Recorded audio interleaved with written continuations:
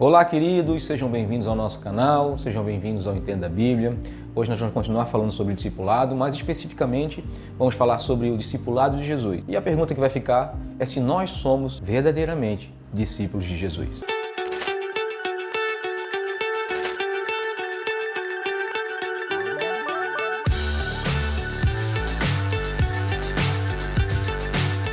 Antes de mais nada, eu gostaria de lembrar você que no vídeo passado nós falamos como funcionava o discipulado nos tempos de Jesus e que Jesus usou como base a ideia do discipulado que existia na religião judaica, na cultura judaica, e colocou isso como base para fazer os seus discípulos. Existem algumas diferenças, nós vamos falar sobre isso no decorrer do vídeo, nós vamos falar, olha, essa é uma diferença, e existem algumas coisas que são similares, e nós vamos falar isso tudo no decorrer deste vídeo. Então, se você ainda não assistiu o vídeo passado, volta lá antes de assistir esse vídeo e assiste o vídeo anterior. Vai ajudar muito para você entender tudo que eu vou falar aqui para você. Uma das características interessantes do discipulado judaico, que difere daquilo que Jesus nos ensina, daquilo que Jesus faz com a gente, é que no discipulado da cultura judaica, a criança ou o adolescente lá com 14, 15 anos, era ele que escolhia o rabino que ele deveria seguir ou que ele queria seguir. Então, dependendo da sua qualificação ou do seu intelecto, ele poderia escolher o melhor rabino para a vida dele. Por exemplo, Paulo escolheu Gamaliel, da casa de Hileu. Paulo escolheu um dos melhores rabinos da época. Paulo deveria ser um grande intelectual já quando criança. E a gente percebe isso ao ler as suas cartas, os seus relatos sobre Jesus e os seus relatos sobre o reino de Deus. A gente observa que Paulo era um grande teólogo, um grande doutor da lei, então ele tinha muitas facilidades de aprendizado e com certeza ele escolheu Gamaliel, que era um dos melhores da sua época. Mas Jesus disse que não foi vocês que escolheram a mim, mas eu escolhi a vós. Então Jesus, ele muda, ele olha para discípulos, ele olha para pessoas, ele olha para jovens, sim, eram todos jovens, apesar de Pedro talvez ser o mais velho de todos e o único da idade adulta, os outros eram todos jovens. E Jesus escolhe aqueles jovens. Jesus não olha a qualificação deles, muito pelo contrário, Jesus não vê neles nenhuma qualificação. E Jesus mesmo assim os escolhe. E Jesus continua escolhendo discípulos da mesma forma que ele escolheu aqueles 12. Eu e você não temos qualificação, mas nós somos escolhidos pela graça de Deus. Nós somos escolhidos para andar com Jesus, mesmo ele olhando para nós e vendo que a gente é imperfeito, que a gente é cheio de problemas, cheio de dificuldades, que a gente não tem nada para oferecer para Deus. Mas mesmo assim ele quer caminhar com a gente e quer fazer com que a gente aprenda a ter coisas, a ter mudança, a ter transformação e a ter coisas para oferecer ao nosso Deus em atitude de adoração, em atitude de louvor ao seu nome. Outra característica que é parecida, vamos dizer assim, agora uma característica parecida, é que Jesus andou com os seus discípulos. Os seus discípulos o seguiam. Os discípulos de Jesus até chegaram a servi-lo, assim como era uma característica do discipulado na cultura judaica. Então os discípulos eram obrigados a largar tudo que tinham e andar com Jesus. Assim também nós somos chamados a renunciar tudo que nós somos e tudo que nós temos, a tomar a nossa própria cruz e ir após Jesus. Nós fomos ensinados a seguir Jesus, a andar com Jesus, a ter relacionamento com Jesus e a servir Jesus. Mas uma diferença que existe nesse negócio de serviço, porque os discípulos eram considerados até como escravos dos seus mestres. Eles serviam tanto os seus mestres que eram escravos. Jesus ensinou um pouco diferente isso. É óbvio que os discípulos serviam a Jesus, porque eles foram ensinados, eles aprendiam isso com a cultura anterior, mas eles viram um mestre que serviu aos seus discípulos também. E Jesus falou e ensinou isso para eles. Entre vocês não será assim. Aquele que quer ser o maior, sirva a todos. Aquele que quer ser o maior, seja o menor. E Jesus ensina servindo. Jesus lava os pés dos discípulos. Aí quando chega no Pedro, Pedro diz assim, não, o meu tu não vai lavar. Pedro, se eu não te lavar os teus pés, tu não terá parte comigo. E Jesus ensina no final, vocês entenderam o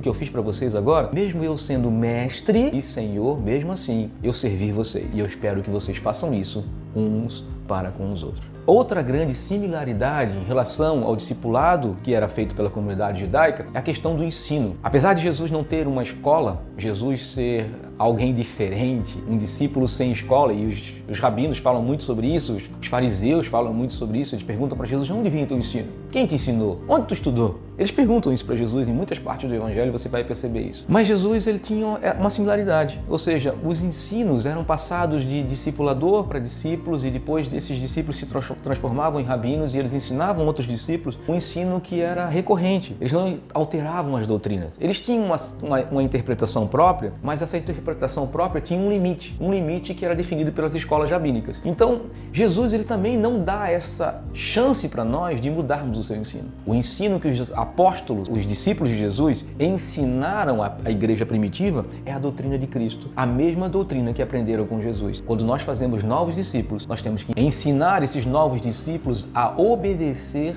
às palavras de Jesus, o ensino de Jesus. Temos essa questão similar que nós não podemos abrir mão, nós não podemos dizer e abrir espaço para que a igreja crie novas doutrinas de homens, coisas que Jesus questiona muito em relação aos fariseus, principalmente nos evangelhos. Então essas questões são importantes. Mas agora eu gostaria de falar um pouquinho de algumas características do discipulado que são similares, mas que são importantes para a gente.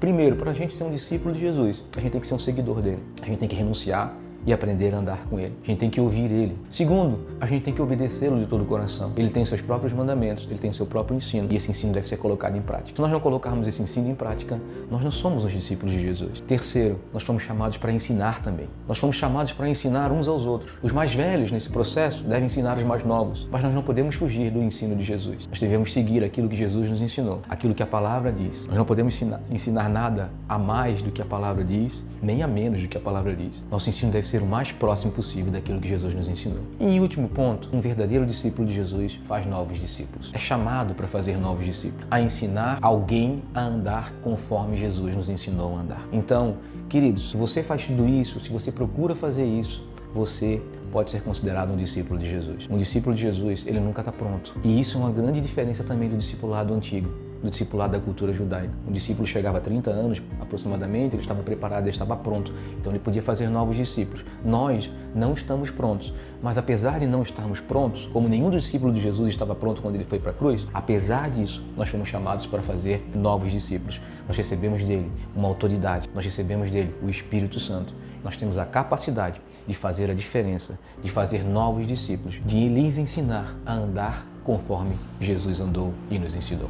Então, se você tem essas características, você pode ser considerado um discípulo de Jesus. E como eu disse, você ainda não está pronto. Um discípulo de Jesus, ele está sempre em processo de amadurecimento e de aperfeiçoamento. Paulo, ele disse que aquele discipulado da cultura antiga, ele considerou tudo como refúgio. Aquele discipulado que ele aprendeu com Gamaliel não servia mais para muita coisa para ele, porque ele desejava perder tudo aquilo ali para poder ganhar a Cristo. E Paulo, ele chegou a um ponto que ele chegou assim, não que eu seja perfeito, mas na medida da perfeição que eu já cheguei, eu prossigo para o alvo. Eu continuo a crescer e o alvo é Jesus. O discipulado verdadeiro ensina aos seus discípulos a olhar para o Mestre. Não temos outro Mestre além de Jesus. Ele é o nosso único Mestre.